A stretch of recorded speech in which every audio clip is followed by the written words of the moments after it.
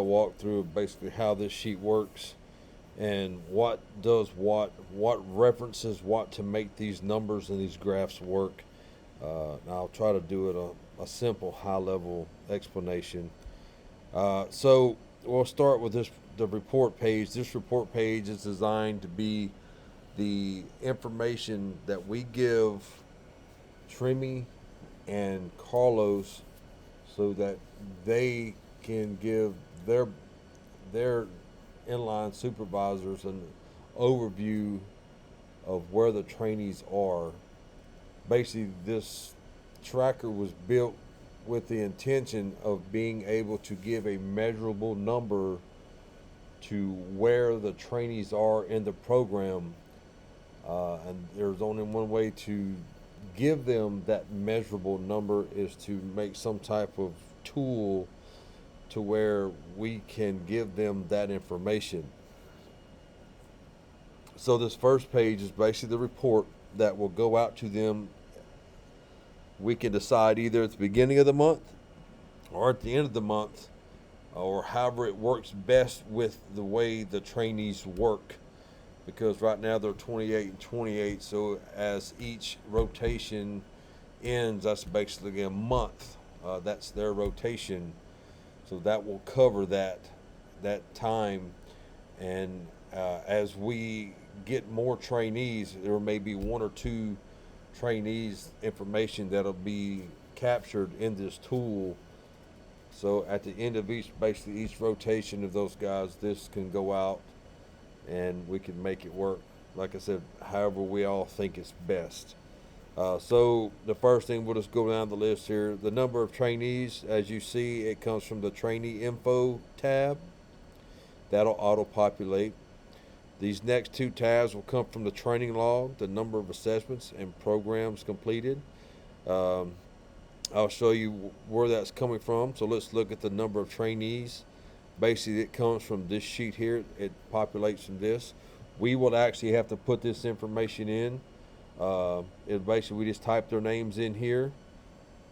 So say if I just put my name in there, we can go back to report. Now we have 3 people instead of 2. It'll auto-populate that information. And then also, I think the plan is we'll get 2 more. And so basically these are just placeholders. The date they started and whenever they end up completing the program, we'll have that here. So let's go back to the report. The number of assessments in progress, like I said, the training log, it'll auto-populate off the training log, which is this page here.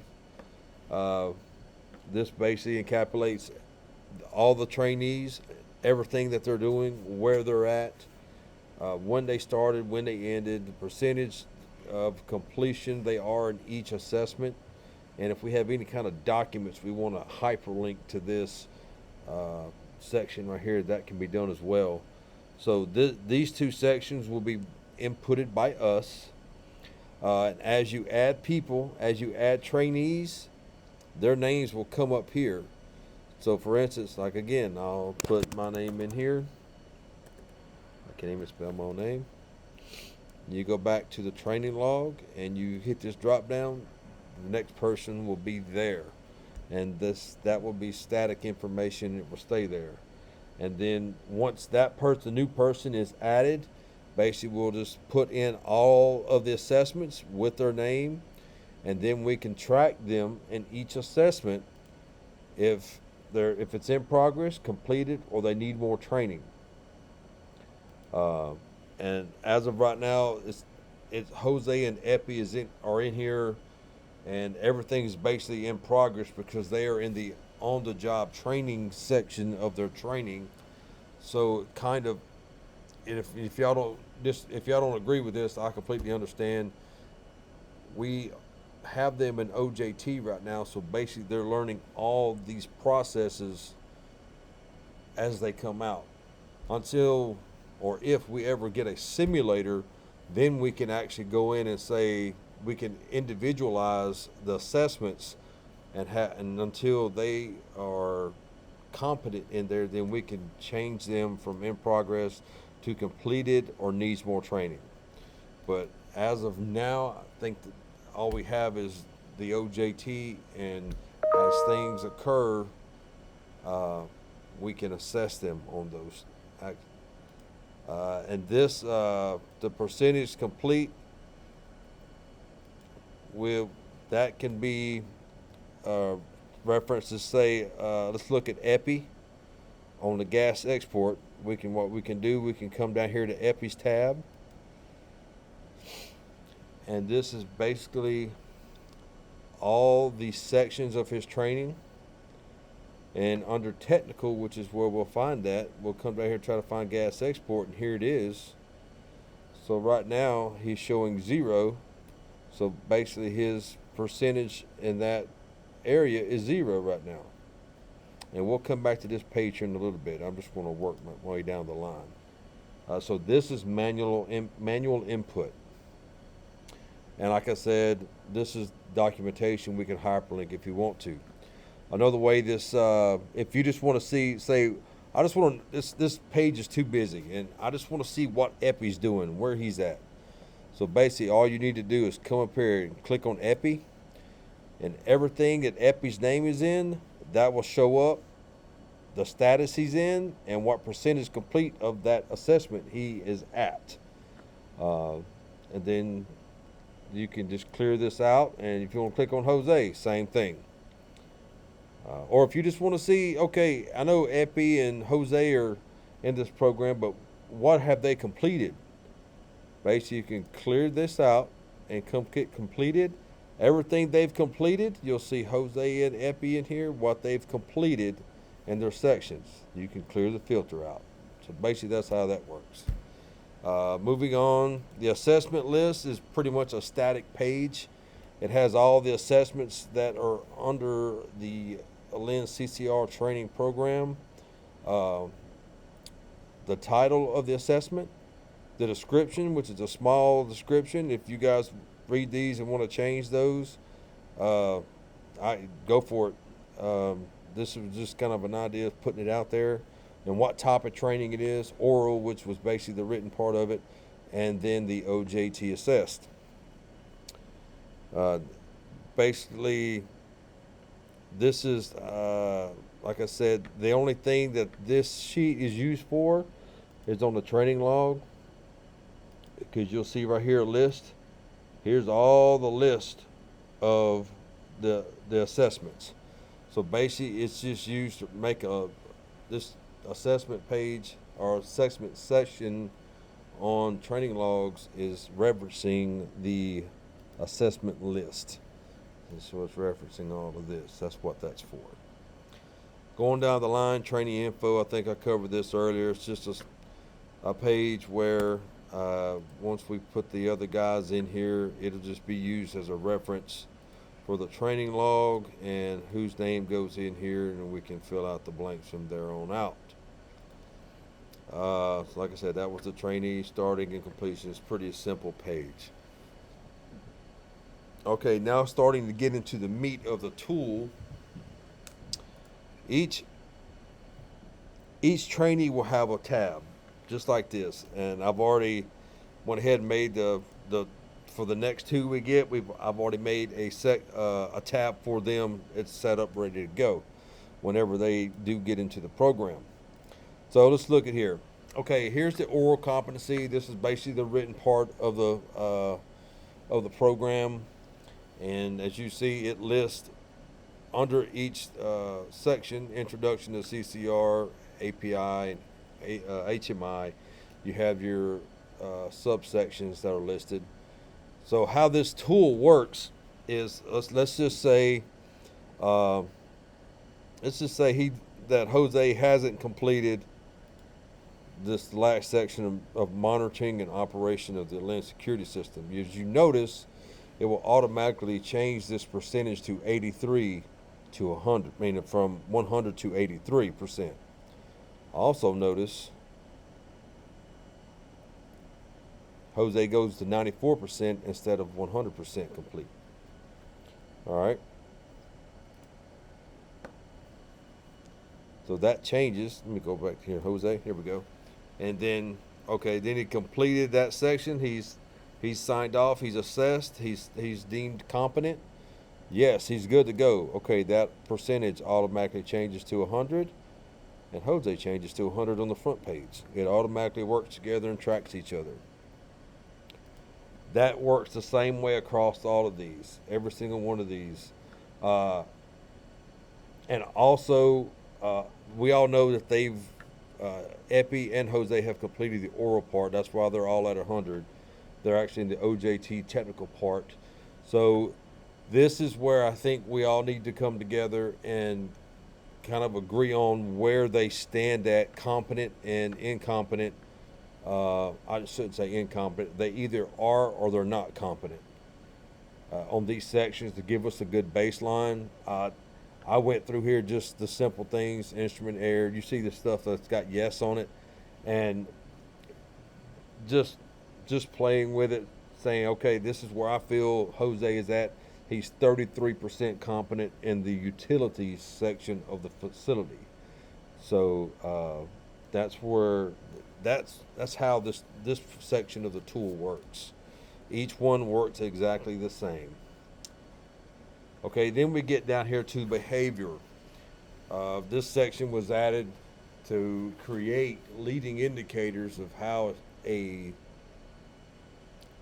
student or trainee, I should say, how they're doing on a month-to-month basis. You can see here you have January to December, and this is 1 to 5. Basically, as you'll see over the scoring matrix, as you can see, you can read just as well as I can, 1 through 5, what those are. And then that's the scoring matrix, but the area of interest is teamwork, communication, self-awareness, resourcefulness, focus on tasks, on time. I've kind of got some examples of what they are beside the main tab, and basically if you feel like this month or whatever Jose did, then you just come here and make that score. Let's say he scored a 1 here, and so basically what his final score is all of these right here, all his final numbers divided by 6, because you have 6 areas of interest, and it gives you an average, and that gives him a score. So that's how that would work. Okay, so the behavior for the year, that's still a work in progress. I'm trying to make sure that I have everything right and everything works as it should on this page here, which I feel is the heart of the system. So I'm still working on that. But I'll still walk you through it. So just to make sure before we move on, but all these pages, these sections, there's 3 sections: oral, technical, and behavioral. You score on the behavioral. You just score them how you want through 1 through 5 using this scoring matrix. As we feel he's competent, or each trainee is competent, we can come here and change these to yes or no, and that will automatically change the percentage complete of that section. So also, even though on the front page it'll reflect, okay, let's just do this right here. Let's on a technical, let's go back and look at Jose. He's 15% competent right now across the whole asset. So let's just change him in well operations to 100% complete. Well done, 100%. Now you go back to report. Now he's 21% competent. So each time they complete a section, it will be measured and tracked on the report page. So the tool is working for you, and so that way our line managers have a good understanding of where we're at. Okay, now let's go to the trainee overview. This is the big page. All right, and this is it. I'm trying to make this short and sweet. I'm trying to make this whole thing short and sweet, so I'll quit talking so much. Okay, so the oral competency is basically going back to Jose's page and tracking basically all three of these. So as each trainee finishes, this will track his oral competency. There's a section right here. If you'll highlight those two and unhide it, basically how that's made up is, okay, so Jose's, to be completely finished, he has to score 300%. 1, 2, 3. That's just 300% to make him 100% competent. So what happens is this section right here divides that by 3 to give you the 100%. So that's how these are calculated. And I keep these hidden because I don't have these locked either. So maybe I need to lock them just in case. So I'll hide that. So that's how the oral part works. Let me undo this. I think I did too much. I just need to hide this one. There we go. Okay, so moving on to technical, same thing. You have this area here. So in order for him to be 100% competent, that he has to score basically, if you go to Jose, you add all these up. Basically, these all have to be 100, right? And I think it's 8, so it'd be 800. And then basically it calculates it out and gives you his competency on the entire system, because that is divided by 8. His final number is divided by 8, which gives him where he's at, and that goes through for the rest of them. Same way. Behavioral assessments, as you'll notice, this cell here for Jose is referencing Jose Allo, G4949. That is looking at this. Notice your score is 3.3. So basically each trainee will have this section referencing back to that page. So what it'll do is automatically populate these areas.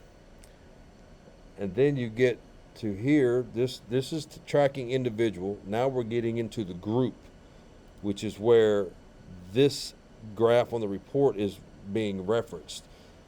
And the idea behind the behavior assessment rating for the group was to see how the group was doing as a whole.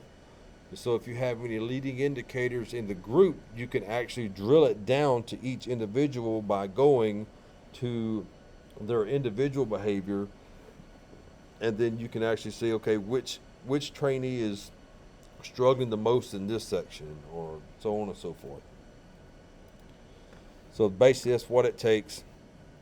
It takes the sum of Jose, Epi's, and trainee 3 and 4 and puts that in here. It puts their scores in the all trainees column.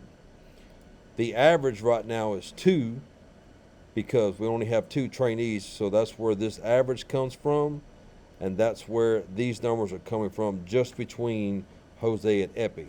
So that's all that's tracking. So that explains this section, and this is going to be where each individual throughout the year will be tracked. So at the end of each month, whenever we give Jose and them their score for this month, because this section will change monthly, right? Because they may excel this year, this hits in resourcefulness, and next month they may not. So once we score them for the end of their rotation, we will track their score here. So as the year evolves, you should create some type of trend on where they're at here on this is for the year of behavior. Once that's all done, that's tracked and retained. That pretty much explains the whole tracker in depth and how it works. So just an overview. This is a static page. Nothing's changed on this. On the training log, this section this section, and this section will be manually inputted from us. Uh, so pretty much this whole page is manual input. Honestly, it's just drop downs referencing the trainees. So this whole page is. But once you have your trainees set up, honestly, once you have Jose set up, and then you have all of his assessments written here, and basically where he's at, and just keeping track of where he's at on the percent wise on each section, then this page pretty much doesn't have to be messed with. So I'm going to try to get these sections here automatically updating off of here, off of all of these. That way, once it's locked in, then we have these numbers will automatically populate. But for right now, it's just going to be manual input. The assessment list, like I said, is a static page. It's just used to reference back to the training log on the assessments right here to make a list. Training info, same thing. Once you put your new guys in here, they'll be referenced back on the training log. Then you have your individual tabs split up in 3: oral, technical, and professional. So, and as we go through the program and we feel if they're competent, we just mark yes, and the cells will populate and do their job accordingly. For each one of them, it goes the same. And then, again, this is just referencing back to their oral competency. It just basically just mimics each one of their sections. That's all this does. It's just mimicking those pages, and it gives you a percentage complete per each trainee. Then the behavioral assessment is just recording basically where they were at here. Each hitch this will change, and we'll have to use this page here to track where they are each hitch. And so basically whenever we do our end of rotation with them, this will be just part of the paperwork we do. And if we want to hyperlink their end of rotation on these reports, which they won't be getting this, we can put their end of rotations here, or just a folder to their end of rotation here. We can quick link and go right to it if we want to. But that's another subject. That's pretty much it. I'm going to end this right here. I'm sorry it was so long, but I just wanted to make sure I got it across to you guys how it was kind of envisioned for it to work. I'm pretty sure we'll have bumps and bruises along the way, and we'll make it work. All right, man. Any questions, y'all just holla.